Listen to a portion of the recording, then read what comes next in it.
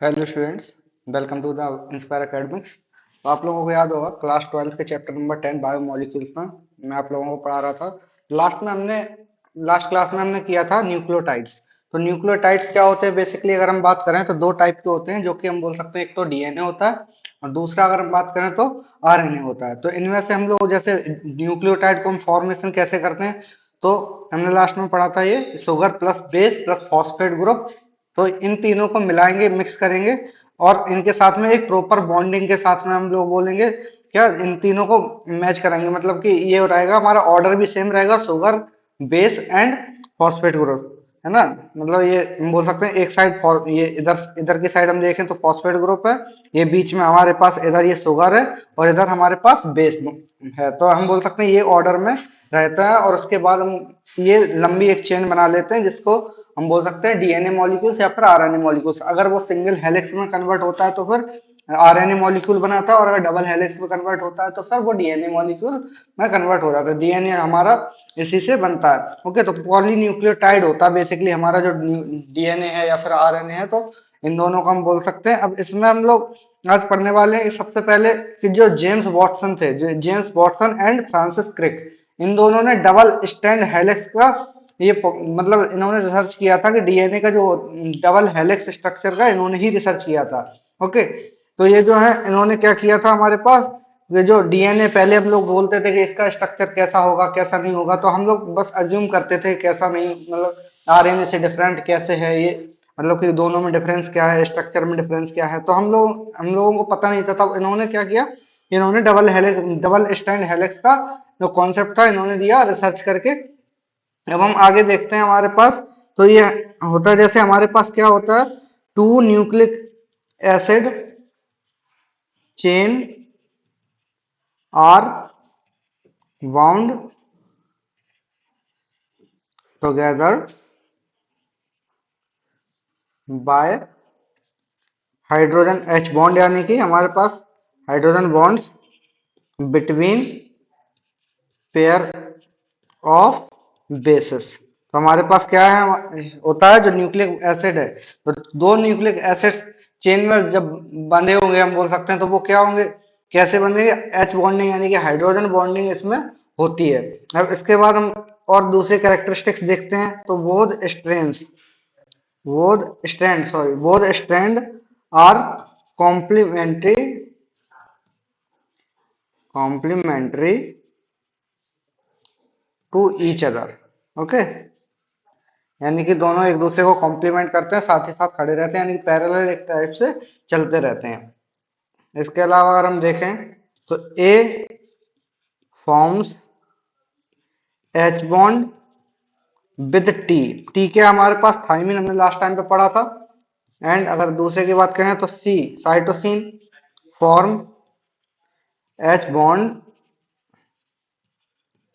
With G, यानी guanine, adenine thymine cytosine and guanine. Okay, तो हम लोग यहाँ पर डीएनए की बात कर रहे हैं, तो इसमें ऐसे बॉन्डिंग होती है, मतलब एडेनिन थाइमिन के साथ में बॉन्ड होता है और साइटोसिन ग्वानिन के साथ में बॉन्ड बनाता है। अब हम आगे देखते हैं, जैसे हमारे पास है आरएनए इज सिंगल। हमने अभी डीएनए को देख लिया कि डीएनए क्या होता है, तो अब आरएनए की बात करते हैं। तो आरएनए क्या है हमारे पास, सिंगल स्ट्रैंडेड हेलिक्स, यानी कि डीएनए हमारे पास डबल हेलिक्स था, बट यहाँ पे हम देखें तो ये सिंगल स्ट्रैंडेड हेलिक्स है। ओके, इसके बाद हम देख सकते हैं तीन टाइप के आरएनए होते हैं। तीन टाइप्स हम देख सकते हैं, कितने, तीन टाइप्स के आरएनए होते हैं। सबसे पहला आरएनए होता है जिसे हम बोलते हैं मैसेंजर आरएनए। ओके, डीएनए में कोई टाइप्स नहीं है, बेसिकली हम लोग इसमें मैसेंजर आरएनए एक फर्स्ट पॉइंट हमारा बोल सकते हैं। इसे हम एमआरएनए भी बोलते हैं, एमआरएनए। जैसा कि इसका नाम है वैसे ही हम लोग इसका काम भी बोल सकते हैं कि ये जो मैसेज का काम करता है, मैसेज मतलब एक जगह से दूसरी जगह पे ले जाने का काम करता है जेनेटिकली, तो ये मैसेंजर आरएनए ही करता है। ओके, सेकंड टाइप है हमारे पास राइबोसोमल आरएनए, राइबोसोमल आरएनए, ना आर आर एन ए बोलते हैं हम इसको, R R N A. Third है हमारे पास ट्रांसफर आर एन ए। तो ट्रांसफर आर एन ए है, तो फिर इसको हम बोलते हैं क्या, T R N A, T R N A. ये इनके शॉर्ट फॉर्म्स हैं, और यहाँ पे हम लोगों ने टाइप्स में देखे, messenger RNA, ribosomal RNA and transfer RNA, ये 3 टाइप के आरएनए होते हैं। ओके, इसके बाद अगर हम देखें तो अब नया कॉन्सेप्ट स्टार्ट करता हूं मैं। एक नया कॉन्सेप्ट है जैसे हम बोलते हैं डीएनए फिंगरप्रिंटिंग। देखो बहुत सारी जगहों पर क्या होता है, जैसे फोरेंसिक में यूज होता है ये, है ना। तो डीएनए फिंगरप्रिंटिंग कॉन्सेप्ट है, या फिर हम बोल सकते हैं कोई सा भी जो लिविंग ऑर्गेनिज्म है, तो कोई सा लिविंग ऑर्गेनिज्म का अलग अलग डीएनए होता है, तो उसी के लिए हम क्या करते हैं, डीएनए फिंगरप्रिंट के लिए की वजह से हम लोग उसमें कुछ चेंज कर सकते हैं। तो हम समझते हैं इसको क्या है हमारे पास, a sequence of bases on DNA is also unique for a person and information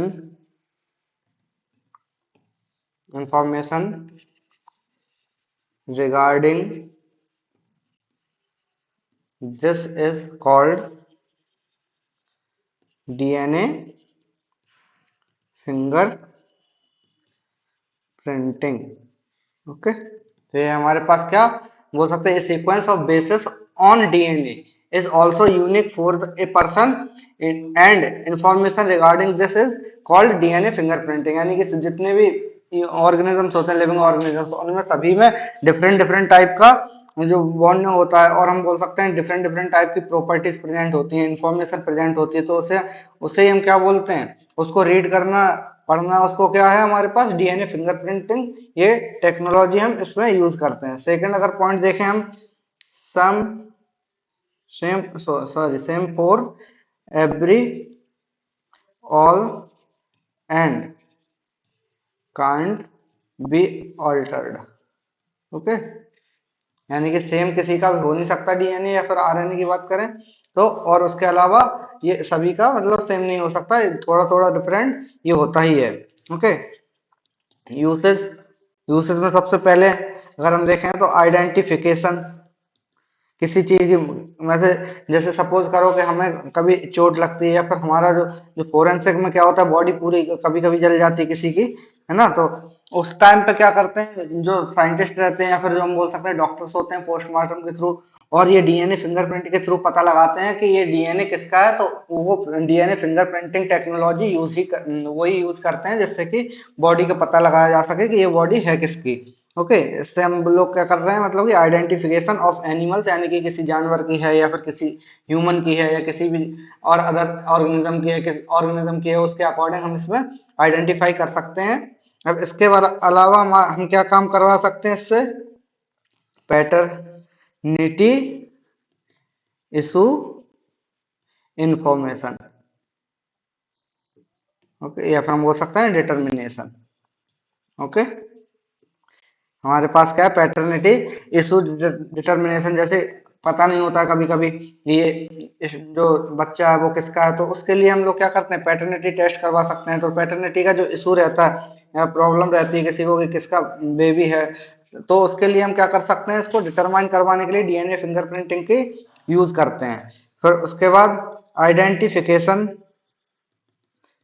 identification of dead body. ठीक है, तो आइडेंटिफिकेशन करते हैं हम डेड बॉडी के लिए हम। और इसके अलावा अगर हम देखें तो identify radical groups to rewrite biological evolution. Okay, evolution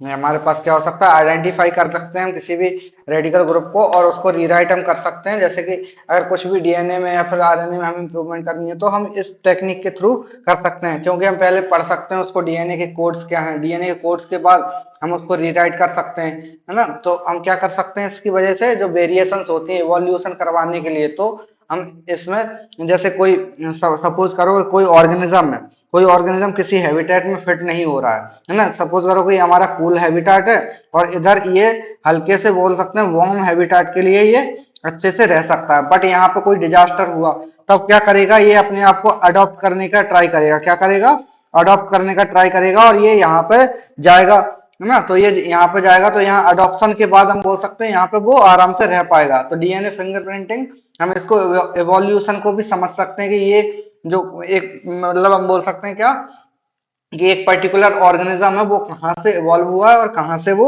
आया, यानी कि उसकी हिस्ट्री क्या रही है, उस हिसाब से हम लोग इसको देख सकते हैं। ओके, अब इसके बाद हम देखेंगे biological functions, biological function of nucleic acids. Okay, तो न्यूक्लिक एसिड्स के बायोलॉजिकल फंक्शंस देखते हैं। सबसे पहले है हमारे पास DNA is chemical basis of heredity and may be regarded as reserved reserve of genetic information। Okay, genetic information. इसके बाद डीएनए इज रिस्पॉन्सिबल, किस चीज के लिए रिस्पॉन्सिबल है, DNA is responsible for maintaining for maintaining the identity. तो ये हमारे पास हम बोल सकते हैं जो डीएनए की डीएनए क्या करेगा, रिस्पॉन्सिबिलिटी लेता है हमारी जो आइडेंटिटी को संभालने के लिए। और पहला पॉइंट हमारा था DNA is chemical basis of heredity and may be regarded as as reserve of genetic information, यानी जो हमारी जेनेटिक इंफॉर्मेशन होती है वो, और क्या उसमें चेंजेस हुए हैं, तो वो सारी चीजों का एक केमिकल वर्जन होता है, केमिकल बेस होता है, हम बोल सकते हैं केमिकल बेसिस के बेस मतलब केमिकल बेसिस पे हम इसका पता लगा सकते हैं कि जेनेटिक इंफॉर्मेशन उसमें क्या स्टोर्ड है और वो कैसा टाइप का ऑर्गेनिज्म होगा। ओके, इसके अलावा अगर हम देखें तो डीएनए जो मॉलिक्यूल है हमारा, DNA molecule is capable of self replication. Self replication मतलब अपने आप को ही बड़ा करने के लिए या फिर रेगुलेट करने के लिए, या हम बोल सकते हैं क्या कि दूसरी चीज जो कि अपने आप को ट्रांसफॉर्म करने के लिए ये जिम्मेदार हो सकता है, मतलब खुद ही अपने आप को रेप्लिकेट कर सकता है, यानी कि एक डीएनए से दूसरा डीएनए बन सकता है। ओके, ड्यूरिंग सेल डिवीजन, जैसे हमारे पास हम बोलते हैं सेल डिवीजन होता है तो उस टाइम पर रेप्लिकेशन की जरूरत होती है, माइटोसिस एंड मियोसिस की हम बात करें तो उसमें जो डीएनए क्या होता है अपने आप ही डबल कर लेता है अपने आप को। तो जब डबल करता है तो फिर एक जो सेल से दूसरे सेल में वो ट्रांसफर हो सकता है और उतनी ही क्वांटिटी में भी ट्रांसफर हो सकता है। ओके, तो सेल डिवीजन के लिए ये क्या करते हैं, सेल्फ रेप्लिकेशन के प्रोसेस को करता है। और क्या करवाता है, indicate and indicate DNA strands are transferred to daughter cells। Okay, ये क्या करता है ये,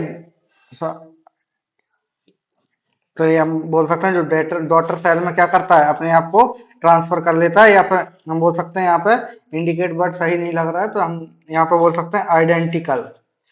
ओके, आइडेंटिकल डीएनए ये बनाता है। आइडेंटिकल मतलब कि जैसा डीएनए होता है वैसा ही डीएनए दूसरे मतलब डॉटर सेल्स में, या फिर जो बोल सकते हैं जो, जैसे सपोज करो ये क्या है हमारे पास पेरेंट सेल, अब पेरेंट सेल से हमने दो सेल्स में इसको डिवाइड किया, यानी सेल डिवीजन करवाया, तो यहाँ पे ये हो गए हमारे पास डॉटर सेल्स। तो जब डॉटर सेल्स हो गई तो हम बोल सकते हैं इनको, इनमें डीएनए जो होगा वो सेल्फ रेप्लिकेशन के थ्रू, जैसा डीएनए यहाँ पे प्रेजेंट था वैसा ही डीएनए इस जो डॉटर सेल्स है इनमें भी प्रेजेंट होगा।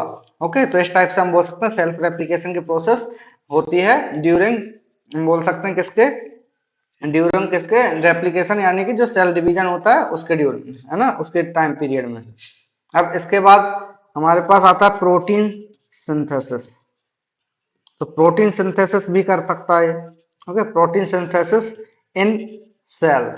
ओके, तो ये क्या करता है, the message for the synthesis the synthesis of a particular protein is present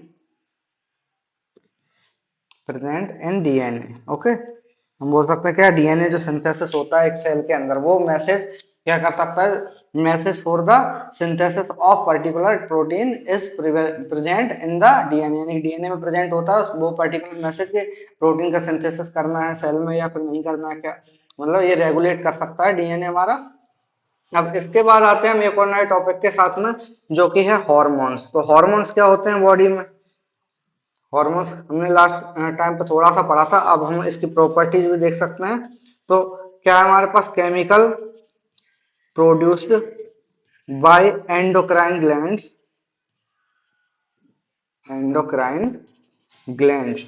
okay, मतलब हम बोल सकते हैं छोटे छोटे कुछ पार्ट्स होते हैं बॉडी के अंदर जिसे हम ग्लैंड्स बोलते हैं। तो ग्लैंड्स में क्या होता है, जैसे कि कुछ केमिकल सीक्रेशन करते हैं, तो केमिकल सीक्रेशन करते हैं जो कि एक टिश्यू पे ही पर्टिकुलरली अटैक करता है और उसी के अकॉर्डिंगली ये वर्क करवाने के लिए बोल सकते हैं। जैसे ग्रोथ हार्मोन हुआ, तो ग्रोथ हार्मोन हम बोल सकते हैं रिलीज होता है, तो उसकी वजह से हमारी जो बॉडी है वो ग्रो करती है या फिर हील करती है। ओके, तो हम बोल सकते हैं chemical produced by endocrine glands which find their way into blood stream, and influence and regulate the functions. Okay, तो यह क्या कर रहा है, हमारे पास इन्फ्लुएंस कर रहा है और रेगुलेट करता है फंक्शंस को। हार्मोन्स जो होते हैं ब्लड स्ट्रीम में, हमारे मतलब ब्लड के जो सर्कुलेटरी सिस्टम है, तो उसमें ये घुल मिल जाता है और फिर पर्टिकुलर एक टिश्यू पे या फिर एक बॉडी ऑर्गन पे वर्क करता है जिससे कि वो सही से काम कर सके। ओके, अब इसके बाद हम देखते हैं some of these are steroids, polypeptides, जैसे कि हम बोल सकते हैं इंसुलिन जो हमारा हार्मोन होता है ना, जो कि हम बोल सकते हैं इंसुलिन है जो डायबिटीज के लिए रिस्पॉन्सिबल होता है। ओके, जब इंसुलिन हार्मोन का सीक्रेशन कम हो जाता है तब हमें डायबिटीज होने के चांसेस बढ़ जाते हैं, या फिर हम बोल सकते हैं हो ही जाती है। ओके, इंसुलिन एंड दूसरा एंडोर्फिन्स। ओके, एंडोर्फिन्स हो सकता है या फिर अमीनो एसिड्स, अमीनो एसिड हो सकते हैं, अमीनो एसिड के डेरिवेटिव हो सकते हैं। ओके, अमीनो एसिड्स के डेरिवेटिव जैसे कि एपिनेफ्रिन। अब नेफ्रिन वर्ड हम लोग यूज करते हैं किसके, किडनी के लिए, तो नेफ्रिन इसी से हम बोल सकते हैं एपिनेफ्रिन ये वर्ड, यानी ये किडनी में ही कहीं ना कहीं इसका यूज हो रहा होगा। And also for norepin, norepinephrine. Okay, norepinephrine, ये हम बोल सकते हैं क्या, इतने टाइप्स के हमारे पास हार्मोन्स हो सकते हैं बॉडी के अंदर। एंडोक्राइन जो ग्लैंड्स होती हैं उसके थ्रू ये सीक्रेट होते हैं और फिर ब्लड स्ट्रीम में घुल जाते हैं, फिर उसके बाद ये ऑर्गन्स पर जाके अटैक करते हैं और उस पर्टिकुलर ऑर्गन से काम करवाने के लिए रिस्पॉन्सिबल होते हैं। ओके, तो आज ये चैप्टर खत्म कर दिया मैंने, तो आज की क्लास को हम इतना ही रखते हैं। नेक्स्ट क्लास में मिलेंगे किसी नए टॉपिक के साथ। So thank you all and for your support. तो लाइक शेयर एंड सब्सक्राइब, और बताना कमेंट में कोई और टॉपिक चाहिए आपको, किसी और टॉपिक पे क्लास चाहिए तो फिर मैं वीडियो बना के अपलोड कर दूंगा। ओके, मिलते हैं नेक्स्ट क्लास में।